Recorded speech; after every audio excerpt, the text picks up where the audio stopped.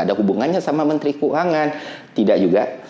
Ya, walaupun lu pendukung Pak Purbaya ataupun anaknya Pak Purbaya sekalipun, gue minta maaf, tapi itu hal yang keliru juga, karena ekonomi itu kausalitas dan nggak ada sejarahnya. Kalau kita ngomongin kurs, itu semata-mata urusan kebijakan moneter doang. Itu dipengaruhi fiskal juga, ekonomi policy juga, kebijakan pemerintah juga, dan kepercayaan pasar juga, yang mana dibangun oleh fiskal dan moneter serta policy yang ada di Republik ini. Jadi jangan dilempar-lempar kesalahannya. Ada juga yang bilang nih, yang benar-benar, wah kita udah krisis nih, udah lebih parah dari 98. No, kita juga belum, atau enggak, lebih parah dari 98. Itu juga sesuatu yang keliru ya teman-teman.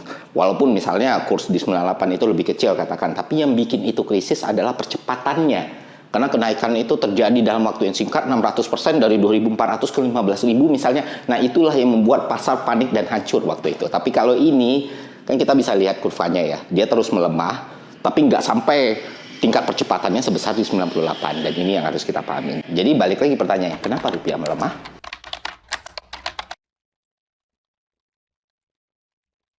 Oke teman-teman, hari ini kalau kita lihat itu 17.500, dan sebenarnya penyebabnya nggak bisa kita lihat dalam sisi yang tunggal. Ada banyak faktor dan kompleks. Oke, sederhananya gue bagi ke 3 lapis faktor kenapa rupiah melemah.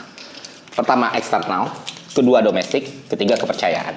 Apa yang dimaksud faktor eksternal? Ya faktor ekonomi global, faktor Amerika Serikat, faktor konflik, faktor betapa kuatnya dolar sekarang gitu. Jadi sebenarnya yang sedang melemah itu bukan rupiah doang, banyak mata uang lain melemah, tapi kebetulan rupiah jadi salah satu yang paling lemah.